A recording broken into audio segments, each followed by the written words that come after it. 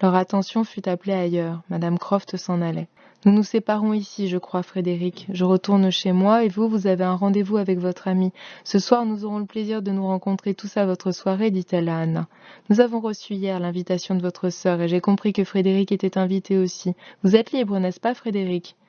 Wentworth pliait sa lettre à la hâte, il ne put ou ne voulut pas répondre à cela. « Oui, dit-il, nous nous séparons, mais nous vous suivrons bientôt.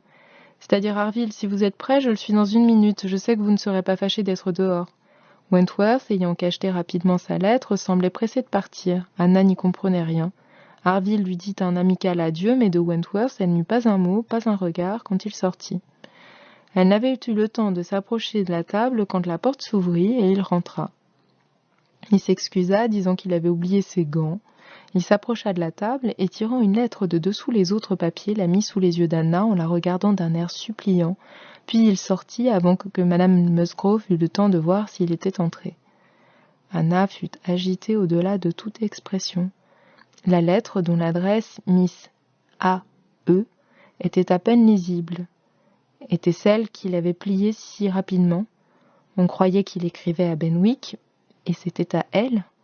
La vie d'Anna dépendait du contenu de cette lettre, mais tout était préférable à l'attente. Madame Musgrove était occupée ailleurs, et Anna put, sans être aperçue, lire ce qui suit. « Je ne puis me taire plus longtemps. Il faut que je vous écrive. Vous me percez le cœur. Ne me dites pas qu'il est trop tard, que ces précieux sentiments sont perdus pour toujours. Je m'offre à vous avec un cœur qui vous appartient encore plus que lorsque vous l'avez brisé il y a 8 ans. Ne dites pas que l'homme oublie plus tôt, que la femme, que son amour meurt plus vite. Je n'ai jamais aimé que vous.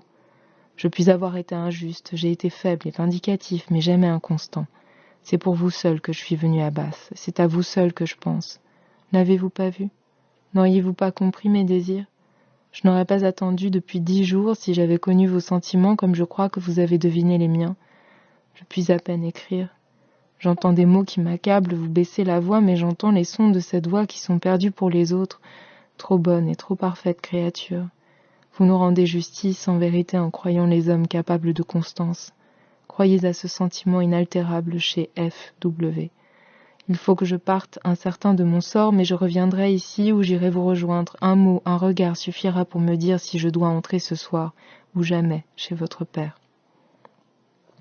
Après cette lecture, Anna fut longtemps à se remettre. Chaque instant augmentait son agitation, elle était comme écrasée de bonheur, et avant qu'elle pût sortir de cet état violent, Charles, Marie et Henriette rentrèrent. Elle s'efforça d'être calme, mais elle ne comprit pas un mot de ce qu'on disait. Elle fut obligée de s'excuser et de dire qu'elle était souffrante. On remarqua alors qu'elle était très pâle et qu'elle paraissait agitée et préoccupée, et l'on ne voulut pas sortir sans elle. Cela était cruel. Si seulement on était parti, lui laissant la tranquille possession de cette chambre, mais voir tout le monde autour d'elle lui donnait le vertige et la désespérait. Elle dit qu'elle voulait retourner chez elle. « Certainement, ma chère, dit Madame Musgrove. Partez vite et prenez soin de vous afin d'être bien remise ce soir. Charles, demandez une voiture, elle ne peut pas marcher. » Aller en voiture, c'était là le pire. Perdre la possibilité de dire 2 mots au capitaine, elle ne pouvait supporter cette pensée. Elle protesta vivement et on la laissa enfin partir. « Soyez assez bonne, madame, dit-elle en sortant, pour dire à ces messieurs que nous espérons les avoir tous ce soir, et particulièrement le capitaine Benwick et monsieur Wentworth. » Elle craignait quelque malentendu qui gâterait son bonheur. Une autre contrariété survint. Charles voulut l'accompagner. Oh, cela était cruel, mais elle ne pouvait y refuser. Une autre contrariété survint. Charles voulut l'accompagner. Cela était cruel, mais elle ne pouvait s'y refuser. Arrivée à la rue Union, un pas rapide et qui lui était familier se fit entendre derrière eux. Elle eut le temps de se préparer à voir Wentworth. Il le rejoignit, puis parut indécis sur ce qu'il devait faire. Il se tut et la regarda. Elle soutint ce regard, en rougissant. Alors, l'indécision de Wentworth cessa, et il marcha à côté d'elle. Charles, frappé d'une pensée soudaine, dit tout à coup « Capitaine, où allez-vous? À Gay Street ou plus loin ?»« Je n'en sais rien, dit Wentworth surpris. « Allez-vous près de Camden Place? Parce qu'alors je n'ai aucun scrupule à vous prier de me remplacer et de donner votre bras à Anna. Elle est un peu souffrante ce matin et ne doit pas aller seule si loin, et il faut que j'aille chez mon armurier. Il m'a promis de me faire voir un superbe fusil qu'il va expédier, et si je n'y vais pas tout de suite, il sera trop tard. » Wentworth n'avait aucune objection à faire cela. Il s'empressa d'accepter, réprimant un sourire et une joie folle. Une minute après, Charles était au bout de la rue et Wentworth et Anna se dirigeaient vers la promenade tranquille pour causer librement pendant cette heure bénie qu'ils se rappelleraient toujours avec bonheur. Là, ils échangèrent de nouveau ces sentiments et ces promesses qui avaient déjà une fois engagé leur avenir et qui avaient été suivis de longues années de séparation et d'indifférence. Ils se rappelèrent le passé, plus parfaitement heureux qu'ils ne l'avaient jamais été, plus tendre, plus éprouvé, plus certains de la fidélité et de l'attachement l'un de l'autre, plus disposés à agir et plus justifiés en le faisant. Ils montaient lentement la pente douce, ne voyaient rien autour d'eux, ni les passants qui les coudoyaient. Ils s'expliquaient et se racontaient sans se lasser jamais les journées précédentes. C'était bien la jalousie qui avait dirigé toute la conduite de Wentworth, mais il n'avait jamais aimé qu'elle. Il avait voulu l'oublier et croyait y avoir réussi. Il s'était cru indifférent tandis qu'il n'était qu'irrité. Il avait été injuste pour les qualités d'Anna parce qu'il en avait souffert. Maintenant, elle était pour lui la perfection absolue. Mais il reconnaissait qu'à Uppercross seulement, il avait appris à lui rendre justice et qu'à Lyme seulement, il avait commencé à se connaître lui-même. L'admiration de M. Elliot pour Anna avait réveillé son affection et les incidents du Cobb et la suite avaient établi la supériorité d'Anna. Il avait fait des efforts inutiles pour s'attacher à Louisa sans se douter qu'une autre femme avait déjà pris possession de son cœur. Il avait appris alors à distinguer la fermeté de principe, de l'entêtement et de l'amour-propre, un esprit résolu et équilibré d'un esprit téméraire. Tout contribuait à l'élever dans son estime, la femme qu'il avait perdue, et il commençait à déplorer l'orgueil et la folie qui l'avaient empêché de la regagner quand elle était sur sa route. Dès lors, sa punition avait commencé. À peine délivré du remords et de l'horreur causée par l'accident de Lyme, il s'était aperçu qu'il n'était plus libre. Je découvris, dit-il, que Harville me considérait comme engagé avec Louisa. L'honneur me commandait de l'épouser puisque j'avais été imprudent.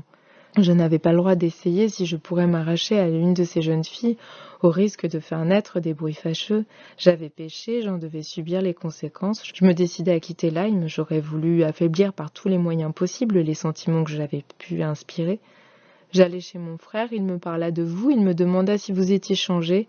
Il ne soupçonnait guère qu'à mes yeux vous ne pouviez jamais changer. Anna sourit, car il est bien doux à 28 ans de s'entendre dire qu'on n'a perdu aucun des charmes de la jeunesse.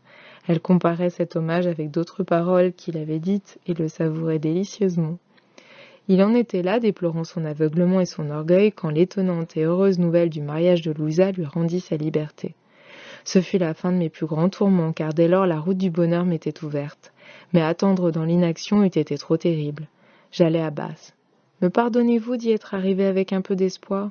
Je savais que vous aviez refusé un homme plus riche que moi, mais vous voir entouré de personnes malveillantes à mon égard, voir votre cousin causant et souriant, et savoir que tous ceux qui avaient quelque influence sur vous désiraient ce mariage, quand même vous auriez de l'indifférence ou de la répulsion, n'était-ce pas assez pour me rendre fou ? » Il fallait ne pas me soupçonner, dit Anna, le cas était si différent. Si j'ai eu tort en cédant autrefois à la persuasion, souvenez-vous qu'elle était exercée pour mon bien, je cédais au devoir. Mais ici on ne pouvait invoquer aucun devoir pour me faire épouser un homme qui m'était indifférent. Je ne pouvais pas raisonner ainsi.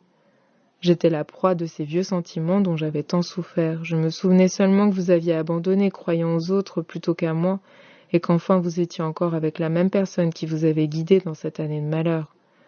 J'aurais cru, dit Anna, que ma manière d'être pouvait vous épargner tout ce chagrin. Non, vous aviez l'air aisé d'une personne qui est engagée ailleurs, et cependant j'étais décidée à vous revoir. Anna rentra chez elle plus heureuse que personne ici n'aurait pu comprendre. Tous les sentiments pénibles du matin étaient dissipés, son bonheur était si grand que pour contenir sa joie, elle fut obligée de se dire qu'elle ne pouvait pas durer. Elle alla s'enfermer dans sa chambre pour pouvoir en jouir ensuite avec plus de calme. Le soir vint, les salons se remplirent, c'était une soirée banale, trop nombreuse pour être intime, pas assez pour être animée. Cependant, jamais soirée ne parut plus courte à Anna. Jolie et rougissante d'émotion et de bonheur, elle fut généralement admirée. Elle ne trouvait là que des indifférents ou des gens sympathiques, les premiers elle les laissait de côté. Elle causait gaiement avec les autres, puis elle échangeait quelques mots avec Wentworth et elle sentait qu'il était là. Ce fut dans un de ces courts moments qu'elle lui dit « J'ai tâché de me juger impartialement et je crois que j'ai fait mon devoir en me laissant influencer par l'ami qui me servait de mère. Je ne veux pas dire pourtant qu'elle ne se trompait pas, l'avenir lui a donné tort. Quant à moi, je ne voudrais jamais, dans une circonstance semblable, imposer mon avis. Mais si j'avais désobéi, j'aurais été tourmentée par ma conscience. Aujourd'hui, je n'ai rien à me reprocher et je crois que le sentiment du devoir n'est pas le plus mauvais lot d'une femme en ce monde. Il regarda Anna, puis Lady Russell. Je ne lui pardonne pas encore, mais j'espère plus tard être bien avec elle. Je me suis demandé aussi si je n'avais pas été moi-même mon plus grand ennemi.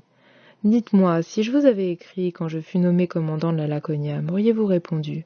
M'auriez-vous promis votre main? Oh oui, je l'aurais fait, fut toute sa réponse, mais le ton était décisif. Mon Dieu, s'écria-t-il, est-ce vrai? J'y pensais, je le souhaitais comme le couronnement de tous mes succès, mais j'étais trop orgueilleux pour vous demander une seconde fois. Si j'avais voulu vous comprendre et vous rendre justice, 6 années de séparation et de souffrance m'eussent été épargnées. Ce m'est une douleur d'un nouveau genre. Je me suis accoutumé à croire que je méritais tout ce qui m'arrivait d'heureux. Comme d'autres grands hommes dans les revers, ajouta-t-il avec un sourire, je dois me forcer de soumettre mon esprit à ma destinée. Je dois apprendre à me trouver heureux plus que je ne mérite.